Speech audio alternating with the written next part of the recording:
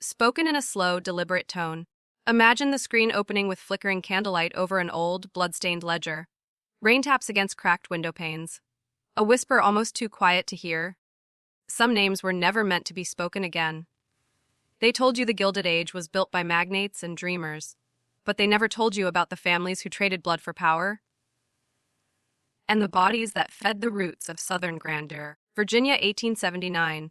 Behind the columns of plantation manners and the politics of Reconstruction, something darker festered. Something that required silence, enforced by fear, and paid for in innocence. A young girl went missing. Mary Ellen Hardwick, 13 years old, daughter of a housekeeper in Richmond. Her case never made the Richmond Dispatch. No telegrams were sent. No search was ever ordered. You won't find her name in the archives, because the men who made Virginia's laws made her disappear. What you will find, if you know where to look, are the initials MEH, scratched into the underside of a governor's writing desk next to a carved star inverted. A symbol found again, 50 years later, in a crumbling barn outside Roanoke. Drawn in ash. Same initials, same star. But this isn't just about one girl, this is about the mechanism, the ritual, the system beneath the system. A pact among lawmakers, judges, landowners, even clergy, who exchanged silence for legacy. They called themselves the Commonwealth Circle. Outwardly, they built schools and railroads. Inwardly, they buried secrets in wine cellars and backwoods chapels. They held what they called midnights, meetings that weren't recorded, attended only by those whose loyalty was proven through sacrifice. It wasn't a conspiracy theory. It was a blood oath, and if you didn't play your role, you vanished. Or worse, your name was rewritten. In 1882, one of them tried to expose it, a judge named Collis Brenner. He left behind a locked journal, bound in calfskin, filled with ciphers and references to the hollow doctrine, a belief that truth had to be hollowed out to make room for control. 2 weeks after that journal surfaced, Brenner's home burned to the ground with his family inside. Only the journal survived. You've never heard this story, because you were never meant to. Now you're inside it, and once you enter, there's no return. So low strings hum under the voice. The frame tightens in, almost claustrophobic. Close up on a faded photograph, 3 men in top hats, their eyes scratched out by a child's hand. The camera slowly pans across an abandoned courtroom, dust particles dancing like ghosts in the sunlight. The Commonwealth Circle was never a club. It was a covenant. And in that covenant, power wasn't just inherited. It was purchased, with obedience, silence, and blood. You've been taught that history is a ledger of facts, but here's what they never tell you: history is a weapon. And in 19th-century Virginia, it was sharpened by the men who wrote the laws, and bathed in the screams of those who broke them. The circle wasn't exclusive to Richmond. It spread, quietly, through Petersburg, Norfolk, Lynchburg. Judges, editors, clergymen. They wore the mask of civility by day, and by night they became priests of an unspoken order, one that believed chaos was necessary to create perfect order. They had a phrase: through shadows, clarity. It was inscribed into a black onyx ring worn only during midnights. And if you spoke that phrase outside the circle, even once, you would be marked, not killed. Worse, your legacy would be stolen. Your name erased from court records, from church registries, from your children's minds. A ritual known as the unmaking, one of the only documents ever found describing this act, came from a coroner's assistant who fled to Ohio in 1884. He wrote of seeing a man tied to a wooden chair in the cellar beneath a magistrate's home, surrounded by others in ceremonial robes, faces hidden. They didn't torture him. They recited his sins, until his eyes turned glassy. Then they took a red candle, melted it over his lips, and spoke a Latin invocation. When the assistant returned to Richmond months later, no one remembered the man. Not his wife. Not his clerk. Not the church he founded. Only one trace remained: a line in the courthouse archive scribbled and crossed out. Subject severed from record. You have to ask yourself, how many truths were buried this way? How many were made to disappear, not by fire or blade, but by agreement? The Gilded Age wasn't just gold and smoke. It was blood and silence. And Virginia was the testing ground for an elite machine that would soon expand north, west, even into Washington. This isn't history. It's architecture. Still want to go deeper? A flicker to black. Distant church bells toll, slowly like a funeral in fog. Now cut to old Virginia tobacco fields, soil cracked and red. Over it, a voice like thunder rumbling beneath the earth. But do you know what happens when power begins to believe it is eternal? It doesn't protect, it feeds. And in 1885, Virginia's political class stopped pretending. They stopped building illusions of democracy, and instead began constructing what they called anchors. These weren't buildings. They were ritual points, physical locations where belief, obedience, and blood were bound together to control entire counties. One of the first anchors was a courthouse in Appomattox, built atop a former slave graveyard, using bricks fired from the clay where the bodies were buried. Its cornerstone ceremony wasn't public. Only select figures attended. Members of the circle and 3 outsiders from New England, pale men in black coats who spoke only in riddles. One of them carried a book bound in serpent skin. After the building was complete, witnesses reported a strange hum beneath the floorboards at night. The judge assigned to the district resigned without explanation within a week. His replacement, a circle man, introduced a new legal precedent: evidence obtained through confession need not be documented in writing. That law stood until 1911. You might think this is superstition. You might tell yourself these are just stories, foggy with time. But what if I told you the anchor sites were mapped? By Collis Brenner himself, pages from his ciphered journal show 7 red marks across Virginia, every one of them tied to sudden spikes in child disappearances, mental institution admissions, or sudden fires with no cause determined. Every one of them with a judge, pastor, or sheriff who died mysteriously within a year of trying to leave their post. This was never about wealth. The circle already had that. This was about ritualized control, turning counties into theaters of obedience, where history, memory, and even grief could be manipulated at will. They believed that memory itself could be harvested, if a place had suffered enough, and if its pain was left unresolved. You think you're remembering history. You're not. You're trapped in it. The circle didn't vanish. It just changed form. It became quieter. It went federal, because the true virus of power is patience. The screen opens to flickering footage, broken staircases, collapsed plantation attics, scorched paper in a courtroom fireplace. A faint child's lullaby plays backwards, then cuts to silence. The narrator speaks low, slow, and sharpened like a knife behind the tongue. By 1888, the Commonwealth Circle understood something the rest of the country hadn't yet grasped. If you control memory, you control identity, and if you control identity, you no longer need chains. They began experiments in what one circle letter referred to as contextual isolation. The goal: to sever individuals, especially the young, from any past that could anchor them in truth. They targeted orphanages, schools, and sanitariums, institutions filled with the forgotten, the vulnerable, the silent.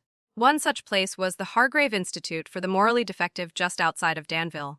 Officially, it was a boarding school for disturbed children.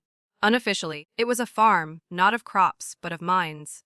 Testimonies smuggled decades later by a groundskeeper revealed children were isolated for weeks in underground rooms without clocks, calendars, or mirrors. They were fed lies until they believed them.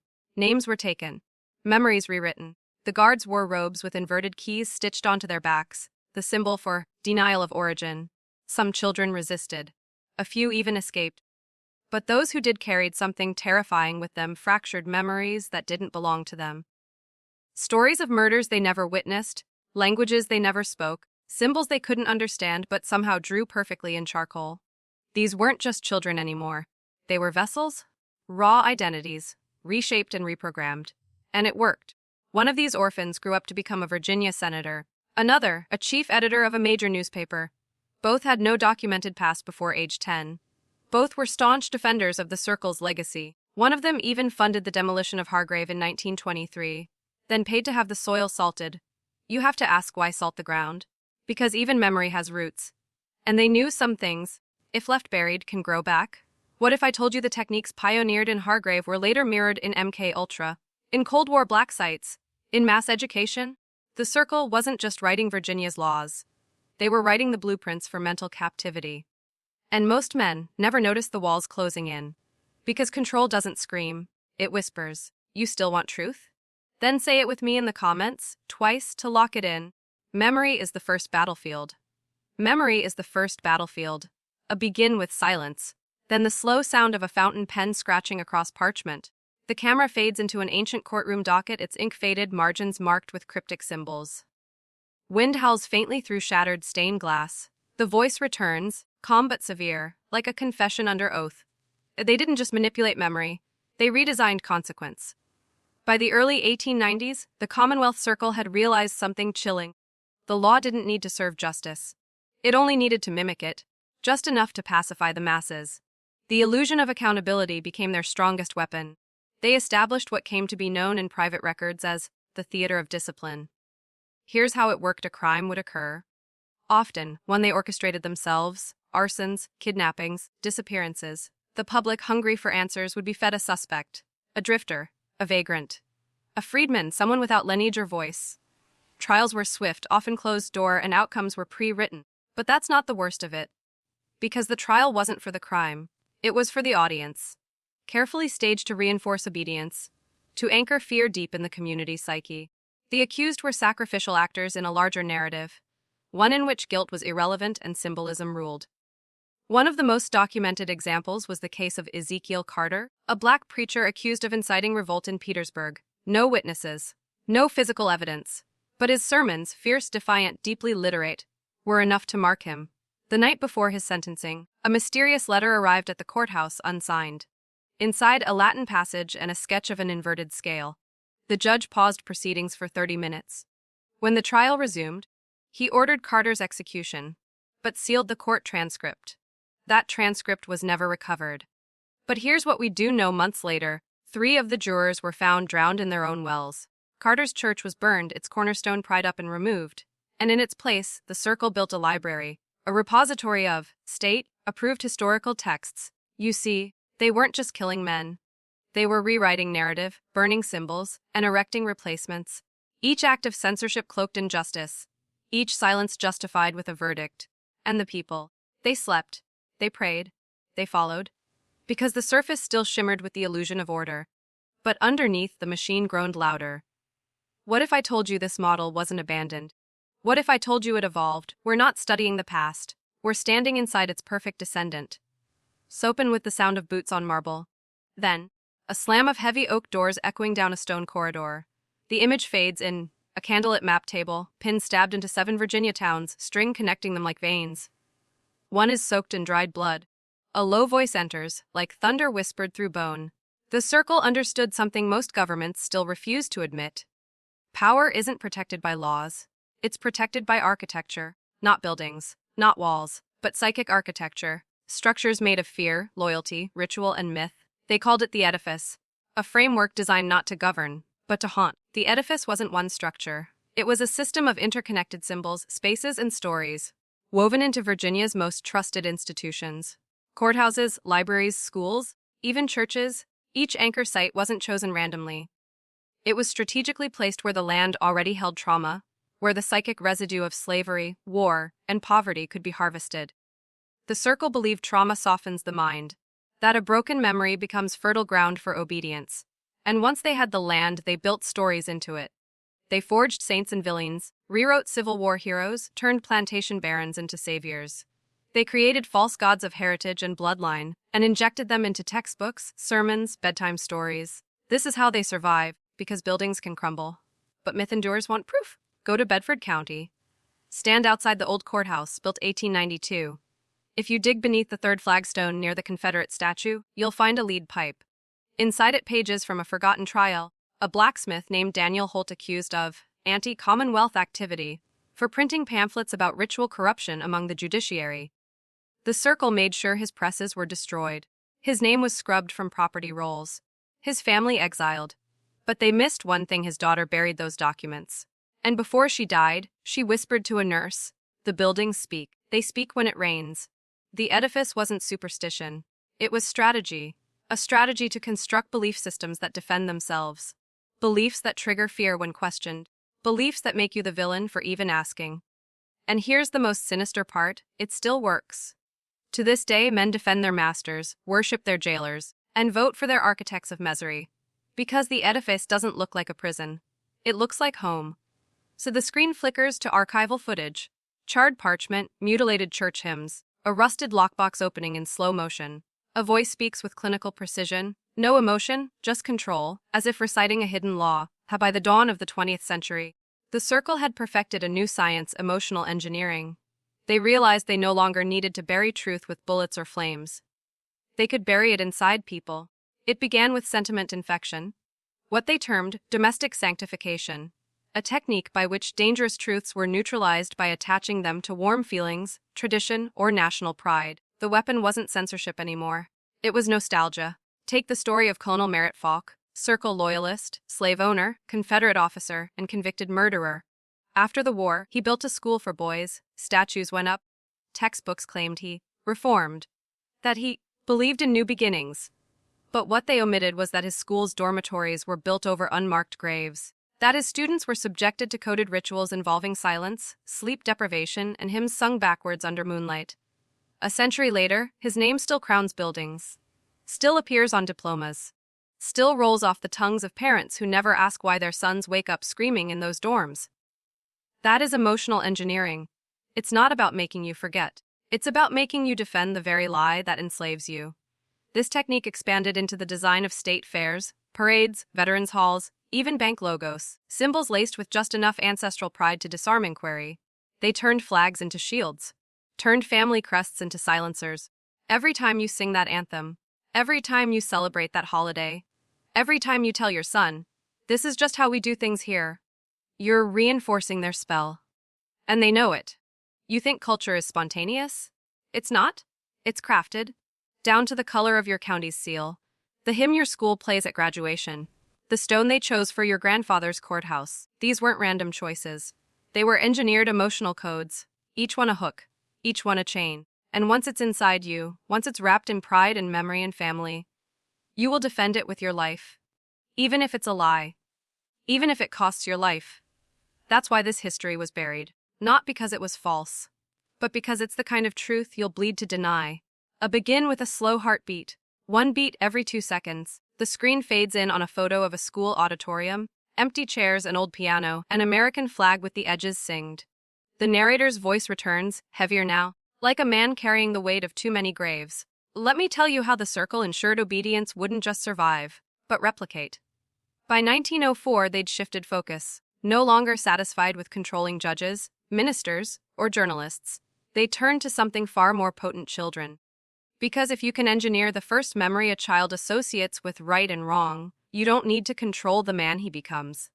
He'll police himself. They called the new phase the Moral Imprint Project. Its founding document, never meant for public eyes, was titled Tabula, a Framework for Behavioral Encoding Through Patriotic Ritual.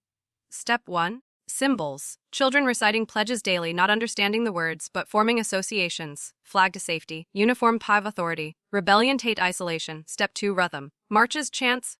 Synchronized movement in gymnasiums. The illusion of unity becomes the comfort zone. Step out of line and suddenly you're alone. Step 3. Repetition of controlled myths. George Washington never lied. The founding fathers were flawless. The Civil War was about differences, no nuance, no pain, just a clean, patriotic lullaby. And step 4 was removal. Books that questioned authority vanished. Local histories edited. Teachers who strayed from curriculum, quietly replaced, not fired, just relocated, often to places with no school at all. In Albemarle County, a first-grade teacher named Eleanor Blake introduced her students to banned Reconstruction testimonies in 1911. Days later, she was institutionalized.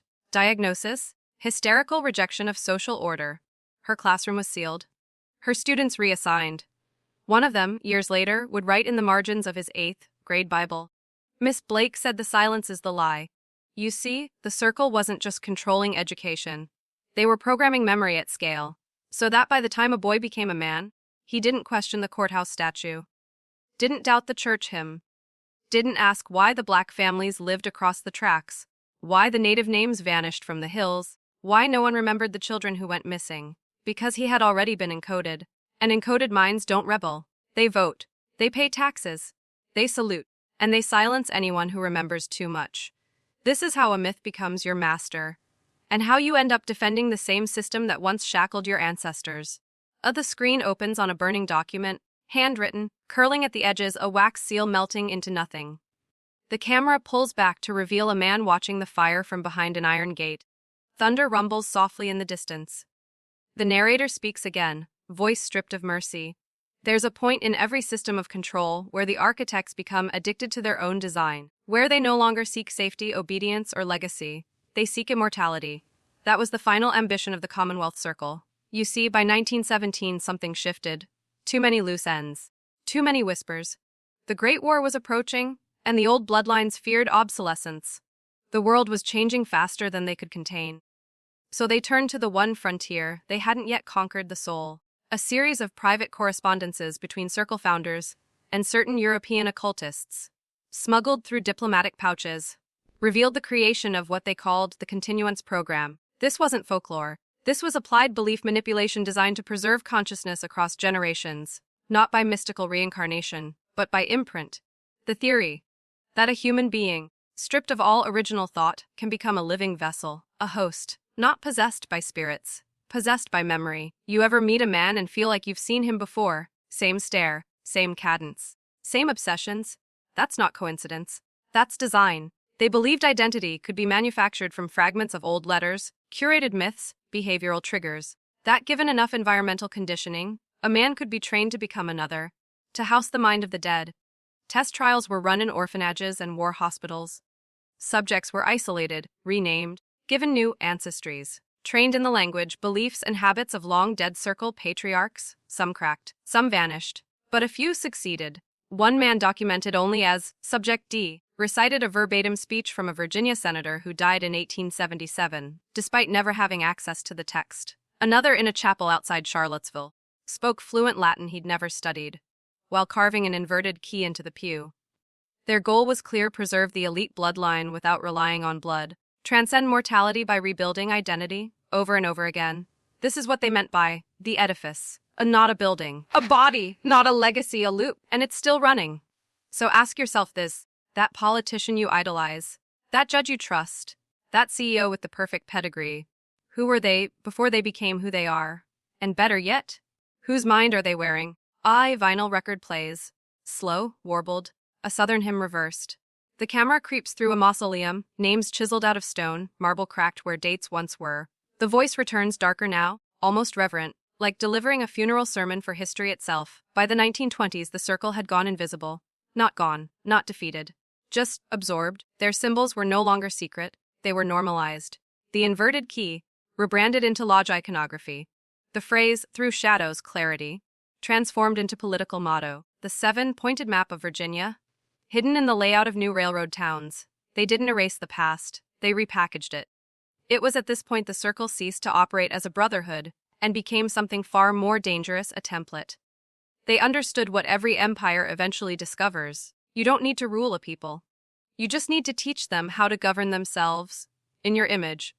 Enter the compliance doctrine, a set of internal memoranda distributed to regional affiliates, containing blueprints for decentralized psychological control. The tenets were chilling in their precision: replace history with myth, replace myth with policy, replace policy with identity, allow no dissent that cannot be redirected, reward loyalty with status, not truth. The doctrine wasn't taught in schools. It was woven into them. Curriculum sanitized, local historians replaced with state-certified storytellers. Southern guilt turned into Southern pride. And the most brilliant part, no one noticed, because the people enforcing it, the teachers, the pastors, the parents, believed in what they were passing on. They weren't evil. They were scripted. And if you think this ended with chalkboards and pulpits, think again. The very structure of our online lives, the algorithms that feed you content, the subtle redirections when you search certain keywords, the symbols embedded in ad campaigns, they're not random. They are descendants of the compliance doctrine, updated, digitized, weaponized. And you're not immune. That rising discomfort you feel right now, that's not paranoia. That's the residual self waking up, the part of you they couldn't fully erase. And the question you have to ask right now is this: how much of your identity is actually yours, and how much was constructed for your silence? A camera opens on a dusty mirror in an abandoned plantation bedroom. The mirror is cracked, and in its reflection, a child's silhouette watches you from behind. But when the frame cuts, no one is there. Rain beats hard against the windows. The narrator speaks now like an executioner reading a final verdict. Calm, cold, absolute. You've come far enough to earn this truth: silence was never the final goal. Obedience was never the endgame. What the Commonwealth Circle truly wanted was inversion, to turn right into wrong, freedom into submission, and memory into a prison you decorate yourself. This wasn't just social control. This was moral alchemy. Their philosophers, yes, they had them, believed that to rule permanently, you must not simply erase rebellion.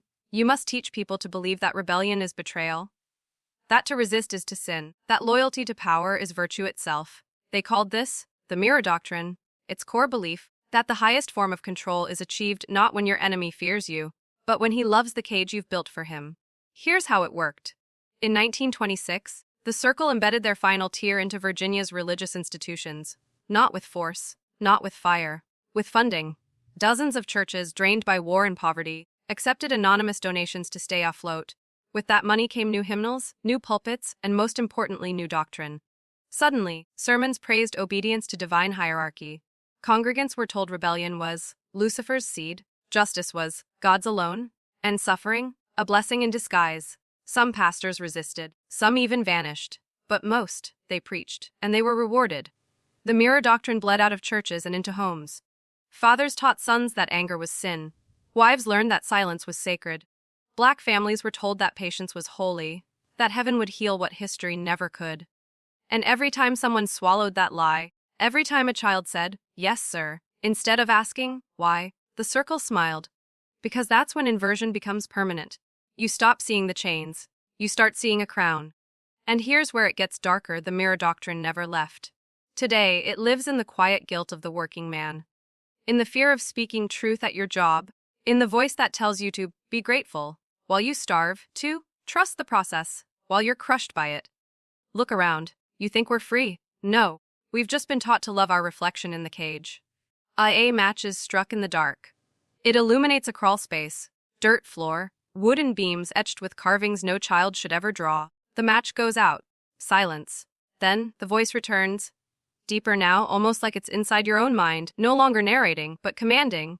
We've reached the point most men never do.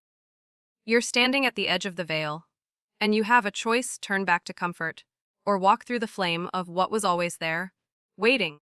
Because here's the secret they never wanted you to hear: you were never meant to survive the truth. The Commonwealth Circle didn't just want to rule you. They wanted to reshape the species, to mold man into a vessel of hierarchy, obedient hollow devoted to symbols over soul.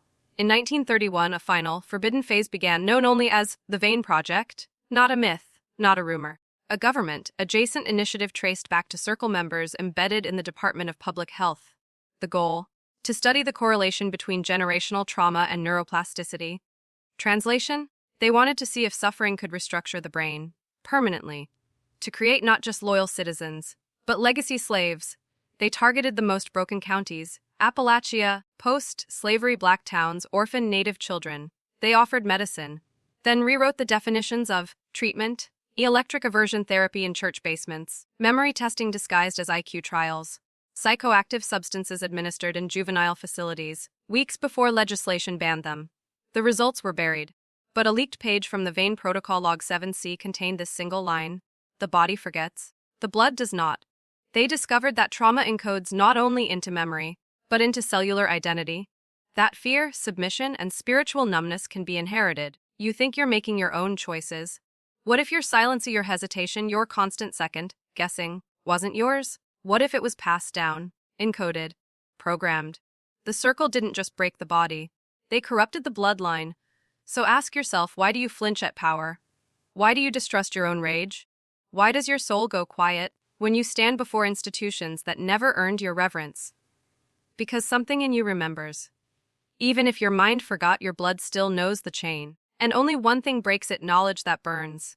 Not the kind you read. The kind you feel like fire under your skin. You want that fire. Cut to a fog-covered mountain road at dusk. An abandoned school bus sits rusting on the shoulder, its windows shattered, its engine cold since 1943.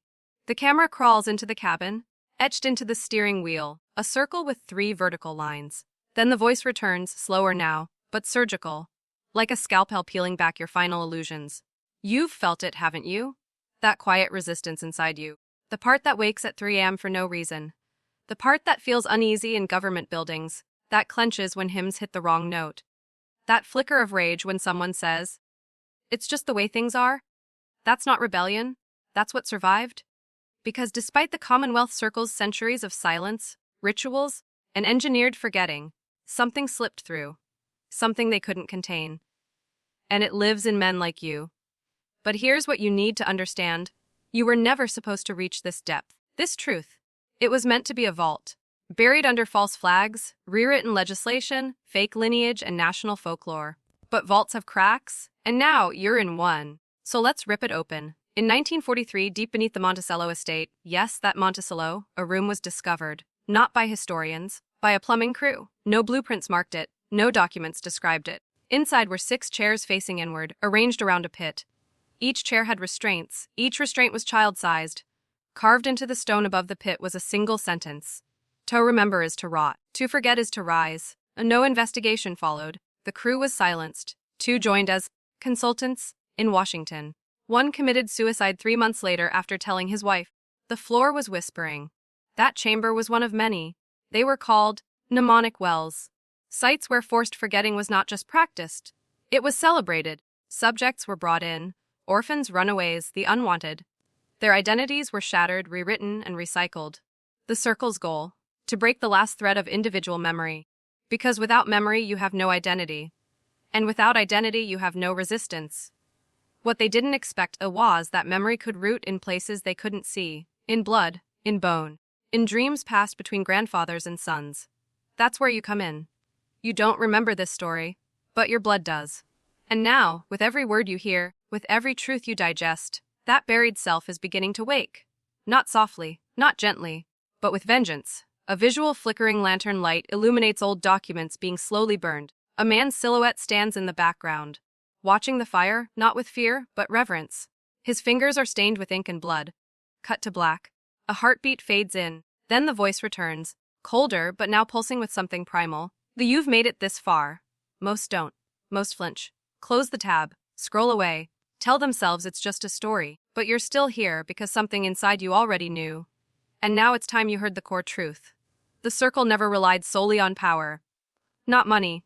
Not influence. Those were tools. Their true weapon was belief. Not your belief. Theirs. They believed in a code. Deeper than law, older than religion, more binding than family. They called it the vow of ash. A vow that stated, we do not build empires. We build forgetfulness. We do not kill, we erase. We do not rule, we infect. Do you think empires fall? No, they shed skins. And each time they come back cleaner, stronger, and harder to detect. The Confederacy didn't die. It was reabsorbed.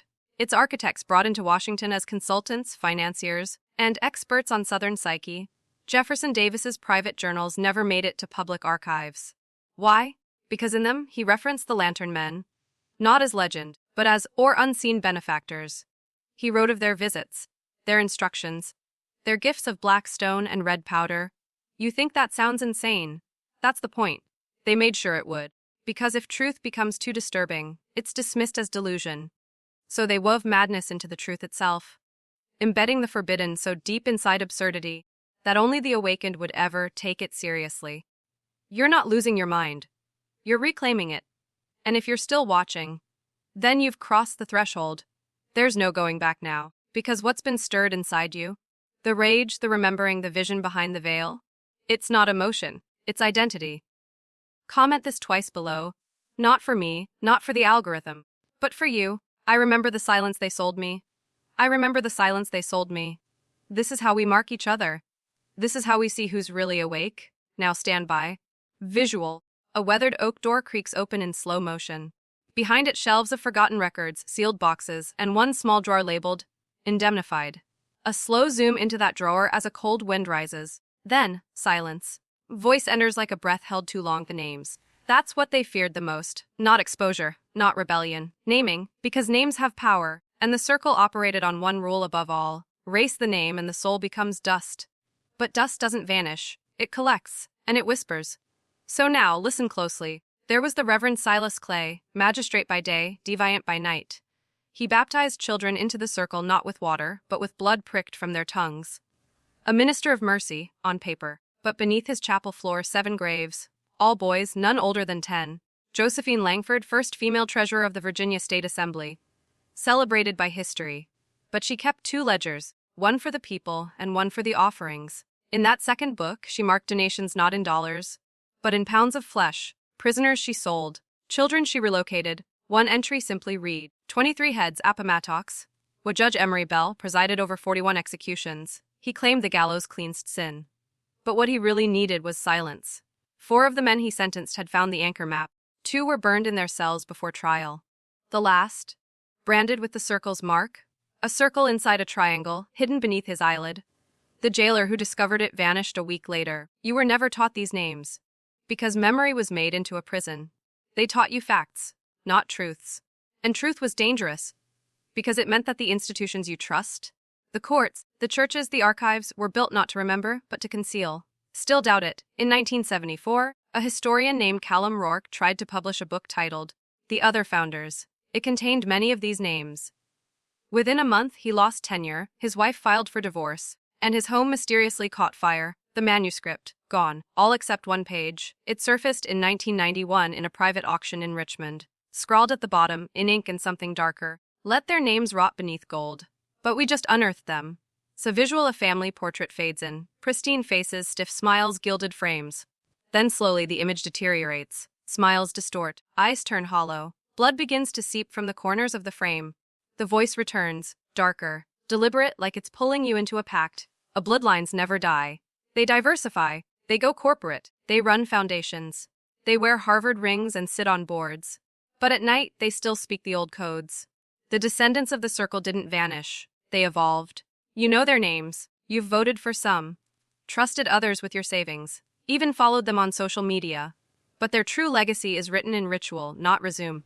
Take Senator Alton Reeves, beloved for his bipartisan, community reconciliation initiative. He's a direct descendant of Judge Emory Bell. And every June 3rd, he disappears from public life, reportedly on retreat. But internal travel records show something else. He visits a private estate in Culpeper, the same one where 3 dissidents were hanged in 1889 and where, beneath the old orchard, a stone altar still stands. Or Catherine Mallory, Fortune 500 CEO, hailed as a pioneer in female leadership. She's Josephine Langford's great-granddaughter. Her company's logo, a stylized triangle encircled by serpents. Coincidence, maybe. But on her 44th birthday, she received a private gift from the Virginia Historical Society, a sealed box from 1892 labeled, "For the Keeper." Its contents remain undisclosed. No one has spoken of it since. Then there's Thaddeus Clay IV, grandson of Reverend Silas Clay. He funds faith-based youth programs across Appalachia. But every site he sponsors is built over original anchor points. He calls them centers of transformation. And if you attend, you never speak of what you see inside. Their bloodlines carry memory like a contagion. Not in their DNA, but in their initiation. Because to be part of the new circle, you don't just inherit wealth. You must reenact the forgetting. Burn one record. Silence one witness. Commit one atrocity that binds you to the myth. That's the currency. That's the cost of power in America. And here's the final horror. The circle didn't hide in shadows. They hid in tradition. Wrapped themselves in patriotism, legacy, philanthropy, and used those words as weapons. You thought you were pledging allegiance. No, you were swearing silence. A visual, a slow, zooming shot of the U.S. Capitol at night, empty, glowing coldly. Cut to a library where old records are being shredded. Cut again to a child drawing symbols on the floor with chalk. The voice enters, now more intimate, not whispering, but cutting through the noise like a knife. There is a moment in every man's life where he must decide, will I keep pretending? Or will I let the illusion die? Even if it means I lose the world I thought I knew. You've felt it. That strange tightness in your gut when something doesn't add up. That flicker in the news when a tragedy follows the same pattern as the last. The politician's eyes that don't match his smile. The church that owns real estate in 11 countries. The school books that leave out entire years. The monuments no one questions, because the truth behind them would tear the myth apart. This is the moment. You are standing at the edge. You're not just learning history. You are beginning to see the script behind the history. The edit notes, the redactions, the hands that held the pen. And once you see the hands, you start to ask, who taught them to write? They never needed your loyalty. They needed your forgetting. But if you've made it this far, you are not one of the forgetful. You are the dangerous kind. The remembering kind. The kind that can't be lulled back to sleep once the veil is lifted. So I want you to write it below, right now, in the comments, to signal you've crossed the threshold. Write this. I remember the circle. Then write it again. Because every ritual needs repetition, and every awakening needs a witness. Let them see your name. Let the algorithm choke on your awareness. This isn't engagement. This is initiation. You are no longer just a viewer. You are a keeper of the broken record, a guardian of the scar tissue. They built their power on silence. We bury it in remembrance. A visual, a dark map of the United States slowly pulses, ancient symbols glowing softly over key cities. Richmond, Boston, Chicago, San Francisco. A slow, burning orchestral score rises. The voice returns, measured, sovereign, final, like a verdict passed in the secret halls of power. Here's what they never told you. There was never just one circle. There were 12, each planted in a stronghold, each seeded with blood, bound by oaths, and protected by sacred geometry hidden in urban design, courthouses, churches, and banks. Look closely at Washington, D.C. The roads don't just connect, they summon. Pennsylvania Avenue aligns with the sunrise on the same day as the original executions in Culpeper. The Capitol Dome, its iron frame forged by men paid in silence, mirrors the dome of St. Peter's Basilica, but inverted. And beneath it all, running through basements and forgotten tunnels, lie sealed chambers, untouched since 1873. You think it's superstition, then explain why every president since Lincoln has carried a private key, passed not by law but by legacy. There's a reason they buried the Virginia scandal. Because it was a glitch. A slip in the control grid. The public wasn't supposed to see the machinery, only the marble. And now, you've seen it. Now you know what's beneath your feet. Every financial crash, mapped to old ritual dates. Every sudden war, a distraction from a failed induction. Every lone wolf madman, a failed initiate, one who remembered too much.